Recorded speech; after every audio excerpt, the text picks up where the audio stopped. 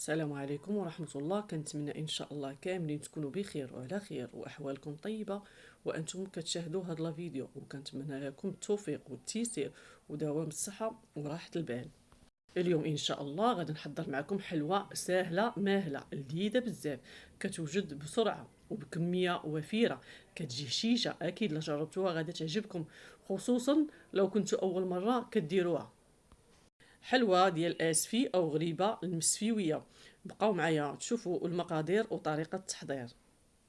بالنسبه للمكونات غادي نحتاجو كميه ديال اللوز للتزيين، 125 غرام ديال الزبده، كاس ديال سكر حبيبات، كاس ديال الزيت، كاس ديال الكوك، 6 الكيسان ديال دقيق الفورص، جوج خمارات، رشه ملح، 3 ديال البيضات، قشره حامضه، وجوج معالق كبار ديال العسل.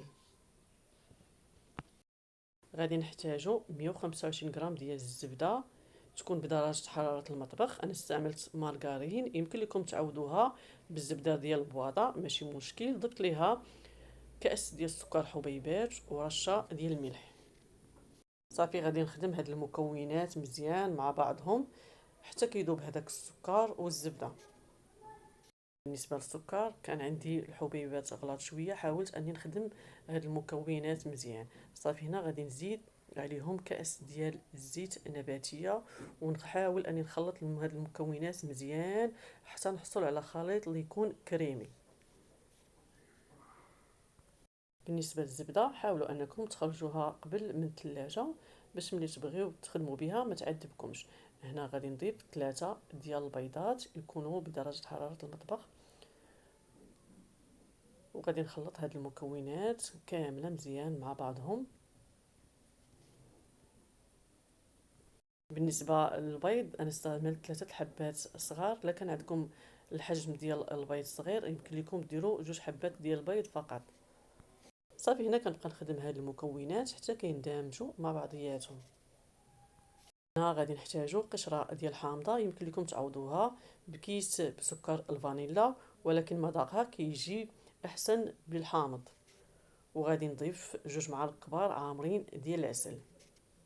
هنا غادي نضيف كاس ديال الكوك اللي كيكون ميدم باش ما ينشفش لينا الدقيق، ولا ما كانش عندكم ميدم وحسيتوا به ناشف طحنوه واحد شويه عاد زيدوه للمكونات.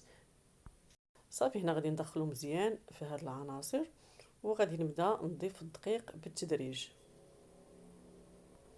غادي نزيد 2 اكياس ديال الخميره ديال الحلويات اللي الوزن ديالهم 7 غرام.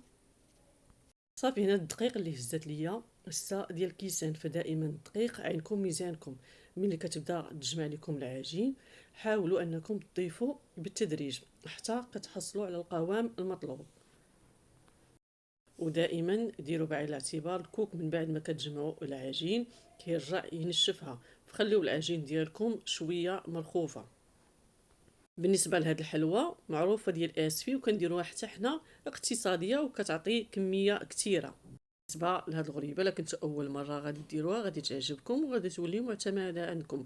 بالنسبه لهاد المقادير اللي درت فهما غير النصف، يمكن لكم تدوبلوا المقادير. بالنسبه للعجين حاولوا تخليوها مرخوفه شويه، ما تكونش قاصحه بزاف. ملي غادي تبداو تشكلوها مازال غادي تزيد تشرب. حاولوا العجين ما تجيكمش قاصحه باش ما تعذبكمش ملي تبغيو تكوروها، تكون رطبه وتشكلوا الكويرات بكل سهوله. بالنسبه لذوبلتو المقادير حاولوا انكم تغطيو العجين ببلاستيكه باش ما تنشفش ليكم.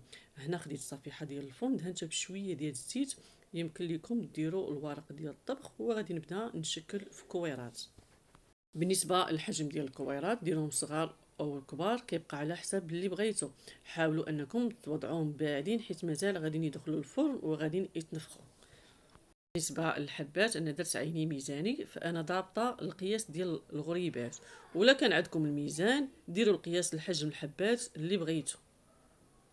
غادي نستمر بنفس الطريقه كنشكل في كويرات حتى نسالي الحلوه ديالي كامله. هنا خديت بيضه كامله، ضفت لها معلقه كبيره ديال القهوه سريعه الذوبان وخلطتهم مزيان حتى نجانسوا. وغادي نبدا ندهن الوجه ديال الغريبه. بالنسبه للقهوه كتعطينا اللون محمر في هذه الغريبه. غادي نستمر في نفس الطريقه حتى غادي ندهنهم كاملين. هنا خديت كميه قليله ديال اللوز، يمكن لكم تعوضوها بالكاوكاو اللي كيكون حمر صغير. بالنسبه للوز ما كتحتاجوش بزاف، كميه قليله كتعطي منظر زوين وكذلك المذاق لهاد الغريبه. غادي نوضع اللوزه في الوسط وغادي نحاول اني نضغط على الكويره، حيت في الاول ما بسطناهاش، خلينا حتى الاخير باش غادي نضغطوا عليها باللوزه. بالنسبه للفرن كنشعلو من قبل على درجه الحراره كتكون مرتفعه، حيت غريبه كتبغي الفران يكون سخون مزيان. بالنسبه لطريقه طياب هاد غريبه، من بعد ما كندخلها الفرن كنقص على النار، كنخليها مهيله، النار شاعل عليها من الفوق حتى كتبدا تشقق مباشره. من بعد ما كتشقق ما كنخليهاش حتى كتحمر، كنطلعها الفوق. من بعد ما كتبدا تحمر من الجوانب عاد كنهبطها لتحت، كنخليها حتى كتحمر وعاد كنخرجها من الفرن. بالنسبه للطاوه الثانيه كنطيبها بنفس الطريقه، وهذا هو الشكل ديالهم. من بعد ما كيخرجوا من الفرن كيجيو كلهم محمرين وكيجيو مشقين. بالنسبه لها الغريبه اقتصاديه وكتجي رائعه شكلا ومذاقا. مكوناتها بسيطه وكتخرج كميه اللي كثيره، وبالنسبه للمذاق كيجي رائع، كتجي مرمله وكتجي بنينه بزاف ولذيذه. اكيد اخواتي غادي تجربوها وغادي تنال الاعجاب ديالكم. غريبه سهله واقتصاديه وكتعطي كميه اللي كثيره. لا عجبكم اخواتي الفيديو ما تنساوش تشجعوني باللايكات وتعليقاتكم الزوينه، بارطاجيو الفيديو مع الاحباب والاصدقاء. ولا كنتوا اول مره كتشاهدوا القناه اشتركوا في القناه باش يوصلكم اي جديد. الله يفرحكم يا ربي. هي الحلوه اللي حضرت معكم كتجي رائعه رائعه، كتجي كتحمق، مذاقها كيجي خطير. كنتمنى انكم تجربوها وتنال الاعجاب ديالكم. غادي نقسم معكم وحده باش تشوفوا الشكل ديالها كتجي مرمله وكتجي خطيره في المذاق. كنشكركم اخواتي الكريمات على تشجيعاتكم ولا تعليقاتكم الزوينه. الله يفرحكم يا ربي. خليتكم في رعايه الرحمن. الى فيديو جديد ووصفه جديده.